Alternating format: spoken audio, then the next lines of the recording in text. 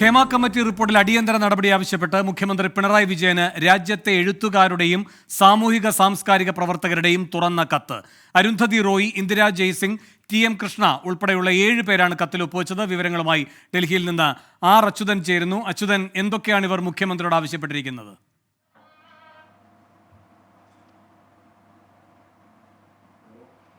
വേണു, കത്തിൽ പ്രധാനമായും കാട്ടുന്ന കാര്യങ്ങൾ, ഒന്ന്, ഈ ഹേമ കമ്മിറ്റി റിപ്പോർട്ടിനെ സ്വാഗതം ചെയ്യുന്നുണ്ട്. അപ്പോഴും ഇത് 5 വർഷമായി സർക്കാർ പിടിച്ചുവച്ചതിനെ ഈ കത്തിൽ വിമർശിക്കുന്നുണ്ട്. മറിച്ച് WCC നടത്തിയ പ്രയത്നം, അതിനൊടുവിൽ കണ്ട ഫലം, അതുൾപ്പെടെയുള്ള കാര്യങ്ങളിൽ ഇവർ അഭിനന്ദിച്ചുകൊണ്ടാണ് ഈ സാമൂഹ്യ പ്രവർത്തകർ, അതുപോലെ തന്നെ അഭിനേതാക്കൾ, എഴുത്തുകാർ ഉൾപ്പെടെയുള്ള 72 പേർ മുഖ്യമന്ത്രി പിണറായി വിജയന് കത്തയച്ചിരിക്കുന്നത്. ഈ കമ്മിറ്റി റിപ്പോർട്ടിൽ അടിയന്തരമായി ഒരു നടപടി സ്വീകരിക്കണമെന്നാണ് പ്രധാനമായും ഉന്നയിക്കുന്ന ആവശ്യം.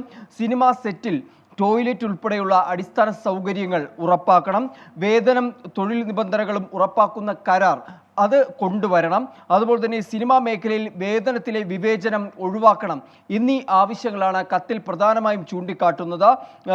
എഴുത്തുകാരി അരുന്ധതി റോയ്, KR മീര, നടൻ പ്രകാശ് രാജ്, അതുപോലെ തന്നെ ജേർണലിസ്റ്റ് ആയിട്ടുള്ള രേവതി ലൗഡ് ഉൾപ്പെടെയുള്ള 72 പേരാണ് തുറന്ന കത്ത് ഇപ്പോൾ മുഖ്യമന്ത്രി പിണറായി വിജയന് എഴുതിയിരിക്കുന്നത്.